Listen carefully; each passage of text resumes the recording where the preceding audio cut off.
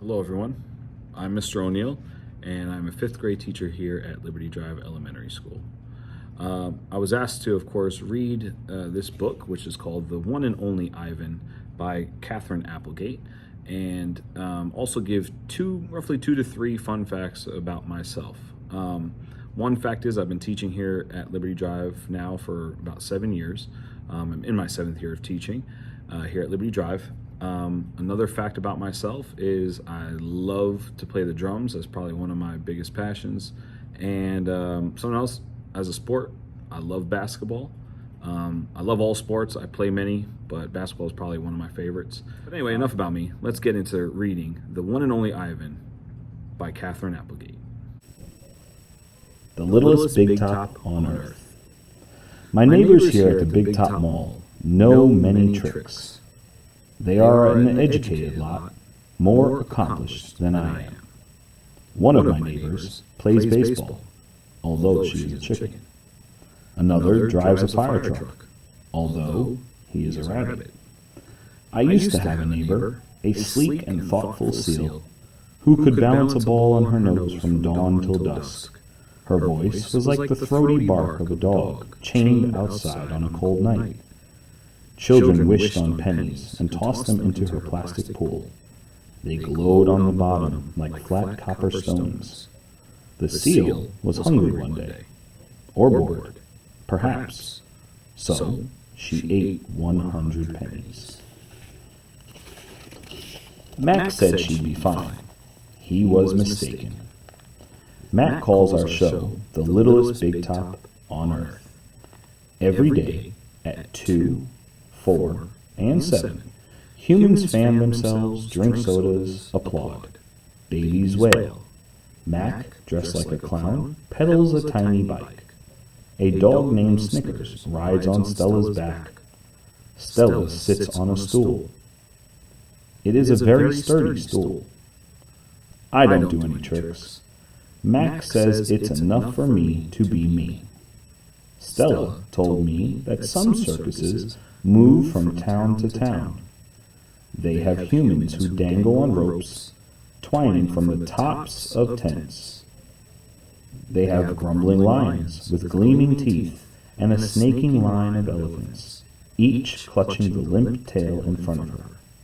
The elephants look far off into the distance so they won't see the humans who want to see them. Our circus doesn't migrate.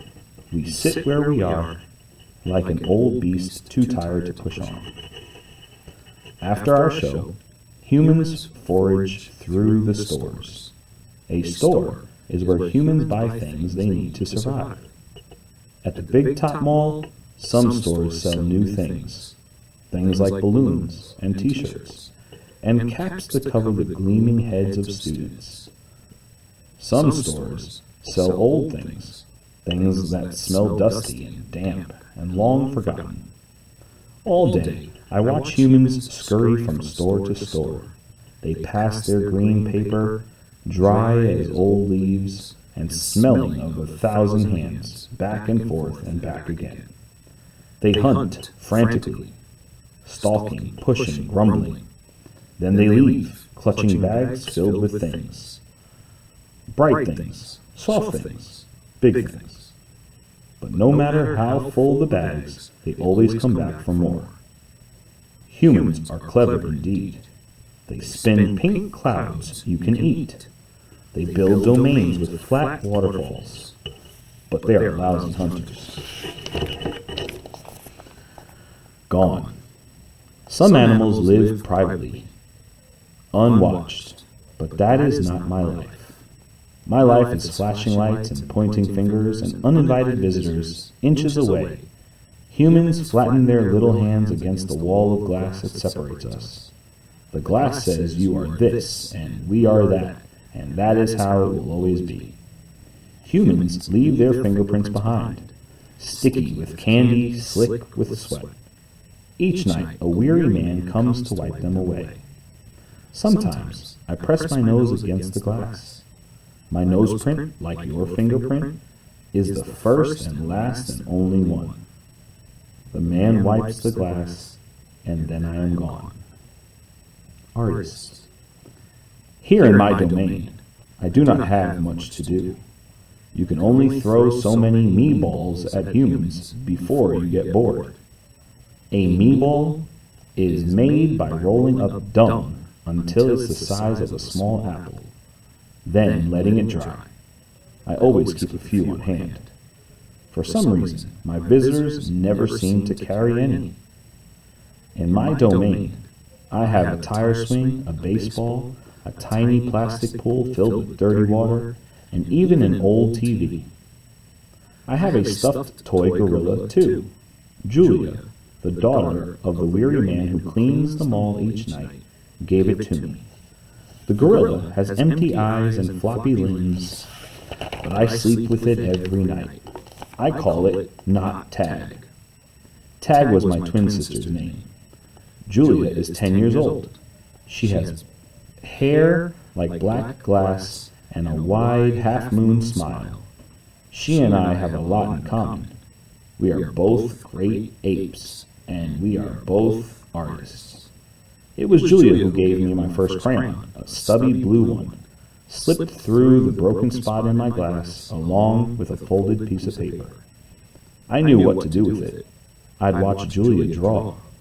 When I dragged the crayon across the paper, it left a trail in its wake like a slithering blue snake.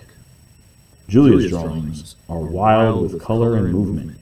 She draws things that aren't real, clouds that smile, cars that swim. She draws until her crayons break and her paper rips. Her pictures are like pieces of a dream. I can't draw dreamy pictures. I never remember my dreams, although I sometimes awaken with my fists clenched and my heart hammering. My drawings seem pale and timid next to Julia's. She draws the ideas in her head. I draw the things in my cage, simple items that fill my days. An apple core, a banana peel, a candy wrapper. I often eat my subjects before I draw them. But even though I draw the same things over and over again, I never get bored with my art. When I'm drawing, that's all I think about. I don't think about where I am, about yesterday or tomorrow. I just move my crayons across the paper. Humans don't always seem to recognize what I've drawn. They squint, cock their heads, murmur. I'll draw a banana, a perfectly lovely banana, and they'll say, "It's a yellow airplane," or "It's a duck without wings." That's all right. I'm not drawing for them. I'm drawing for me. Max soon realized that people will pay for a picture made by a gorilla, even if they don't know what it is. Now I draw every day. My works sell for $20 a piece, $25 with a frame, at the gift shop near my domain. If I get tired and need a break, I eat my crayons. Shapes in clouds. I think I've always been an artist. Even as a baby, still clinging to my mother, I had an artist's eye. I saw shapes in the clouds and sculptures in the tumbled stones at the bottom of a stream. I grabbed at colors, the crimson flower just out of reach, the ebony bird streaking past. I don't remember much about my early life, but I do remember this. Whenever I got the chance, I would dip my fingers into cool mud and use my mother's back for a canvas. She was a patient soul, my mother. Imagination. Someday, I hope I can draw the way Julia draws, imagining worlds that don't yet exist. I know what most humans think. They think gorillas don't have imaginations. They think we don't remember our pasts or ponder our futures. Come to think of it, I suppose they have a point. Mostly, I think about what is, not what could be. I've learned not to get my hopes up. The loneliest gorilla in the world. When the Big Top Mall was first built, it smelled of new paint and fresh hay, and humans came to visit from morning till night. They drifted past my domain like logs on a lazy river. Lately, A day might go by without a single visitor. Max says he's worried. He says, I'm not cute anymore.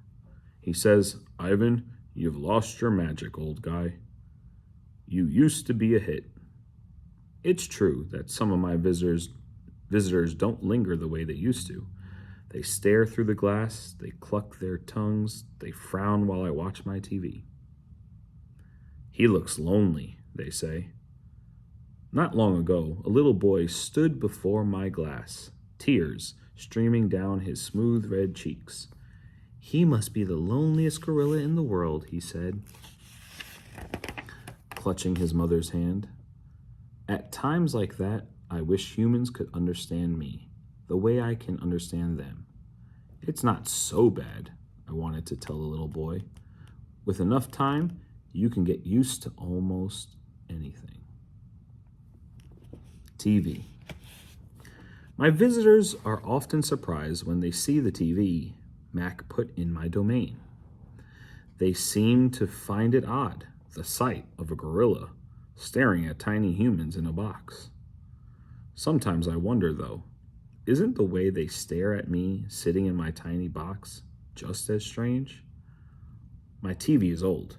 It doesn't always work, and sometimes days will go by before anyone remembers to turn it on. I'll watch anything, but I'm particularly fond of cartoons, with their bright jungle colors. I especially enjoy it when someone slips on a banana peel. Bob, my dog friend, loves TV almost as much as I do. He prefers to watch professional bowling and cat food commercials. Bob and I have seen many romance movies too. In a romance, there is much hugging and sometimes face licking. I have yet to see a single romance starring a gorilla. We almost enjoy old Western movies. In a Western, someone always says, "This town ain't big enough for the both of us, Sheriff." In a Western, you can tell who the good guys are and who the bad guys are, and the good guys always win. Bob says Westerns are nothing like real life. The Nature Show. I have been in my domain for 9,855 days, alone. For a while, when I was young and foolish, I thought I was the last gorilla on Earth. I tried not to dwell on it. Still, it's hard to stay upbeat when you think there are no more of you. Then, one night, after I watched a movie about men in black hats with guns and feeble-minded horses, a different show came on. It was not a cartoon, not a romance, not a Western. I saw a lush forest. I heard birds murmuring. The grass moved. The trees rustled. Then I saw him.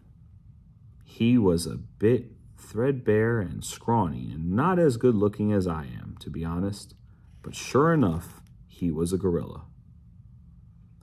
As suddenly as he'd appeared, the gorilla vanished, and in his place was a scruffy white animal called, I learned, a polar bear, and then a chubby water creature called a manatee, and then another animal, and another. All night I sat wondering about the gorilla I'd glimpsed. Where did he live? Who would he ever come to visit? If there was a he somewhere, could there be a she as well? Or was it just the two of us in all the world, trapped in our own separate boxes?